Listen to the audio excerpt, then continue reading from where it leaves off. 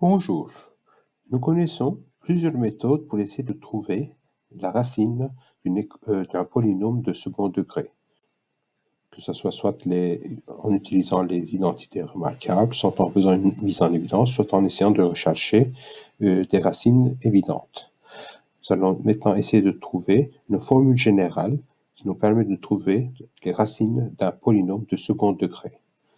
Pour cela, il faut essayer de passer de la forme générale à la forme canonique. Je vais m'aider en utilisant la formule des identités qu'on connaît déjà, a carré plus 2ab plus b carré qui est égal à a plus b au carré.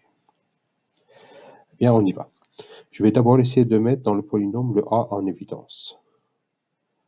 A, entre parenthèses, x carré plus b sur a x plus c sur a. J'ai déjà un premier carré. Je vais essayer maintenant d'avoir le double produit. Donc, je vais rajouter un 2 dans le polynôme, multiplié par 2. Mais si je multiplie par 2, je dois obligatoirement diviser aussi par 2. Donc, voici mon polynôme. Maintenant, je dois essayer d'avoir un carré du deuxième terme. Alors, dans mon polynôme ici, le deuxième terme correspond à b sur 2a. Donc, je vais ajouter à mon polynôme l'expression b carré sur 4a carré plus b carré sur 4a carré. Mais si j'ajoute b carré sur 4a carré, je dois obligatoirement aussi retirer b carré sur 4a carré. Eh bien, ici, maintenant ceci, je vais pouvoir factoriser grâce à cette formule. Cela me donnera x plus b sur 2a, tout ça au carré. Et puis le reste. 4a carré plus c sur a. Je vais continuer à essayer de regrouper tout ceci sous la même barre de fraction. Donc, je vais multiplier en bas ici par 4a, ce qui me donnera, alors, x plus b sur 2a ne change pas, plus moins b carré plus 4ac sur 4a carré. Je vais encore un peu transformer ceci. B sur 2a au carré en moins b carré en mettant le moins en évidence. Donc, ça fait b carré moins 4ac sur 4a carré. Et là, je vais poser delta. Delta, je vais dire que c'est égal à b carré moins 4ac. Et donc, mon polynôme va devenir b sur 2a au carré moins delta sur 4a carré.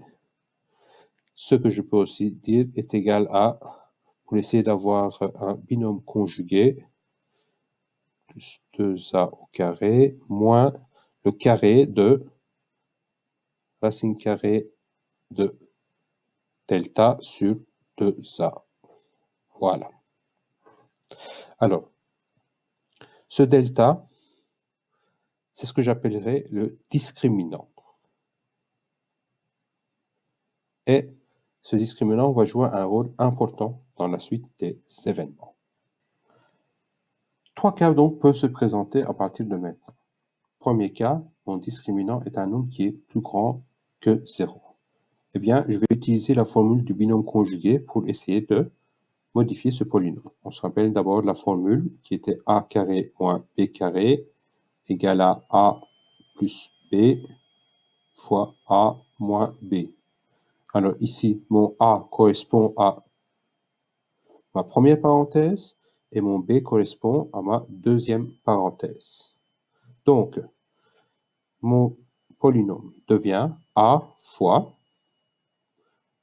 x plus b sur 2a plus racine carrée de delta sur 2a multiplié par x plus b sur 2a moins racine carrée de delta sur 2a. Je vais continuer encore à simplifier. Cela fait a dans la première parenthèse, eh bien x plus b plus racine carrée de delta sur 2a. Et dans la deuxième parenthèse, x plus b moins racine carrée de delta sur 2a.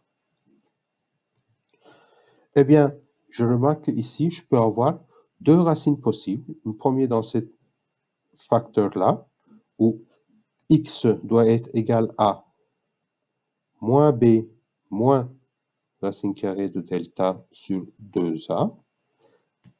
Et enfin, une deuxième racine possible dans cette parenthèse-ci, avec x qui doit être égal à moins b plus racine carrée de delta sur 2a. Voici mes deux racines possibles. Et donc, dans ce cas-là, la forme factorisée du polynôme devient a fois x moins x1 multiplié par x moins x2. Deuxième cas possible, le discriminant est égal à 0. Mais dans ce cas-là, ça signifie que ce deuxième terme est égal à 0. Et donc, le polynôme se simplifie en a fois x plus b sur 2a tout au carré. Maintenant, on remarque qu'il n'y a qu'une seule racine possible, la racine que je vais appeler x0 et qui sera égale à moins b sur 2a. Cette racine est appelée racine double. Et alors, la forme factorisée de p de x devient a fois le carré de x moins x0. Et enfin, troisième cas, le discriminant est un nombre négatif. Mais dans ce cas-là, il y a un problème. En effet, ici, on va chercher la racine carrée d'un nombre négatif, ce qui, bien entendu, n'est pas possible. Eh bien, dans ce cas-là, on va dire que le polynôme p de x n'admet pas de racine réelle. Et donc, ça signifie que ce polynôme n'est pas factorisable. Ce qu'il faut retenir, lorsque j'ai une équation du second degré, il faut toujours commencer par chercher le discriminant, delta, qui est égal à b carré moins 4ac. Si le delta est plus grand que 0, alors signifie qu'il y a deux racines possibles, et on utilise la formule moins b plus ou moins racine carrée de delta sur 2a pour connaître ces deux racines.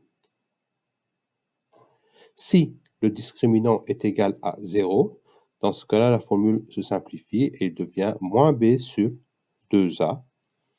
Et la racine obtenue est appelée racine double. Et enfin, si delta est un nombre négatif, dans ce cas-là, ça signifie que je n'ai pas de racine réelle possible pour cette équation et donc on ne peut pas le factoriser.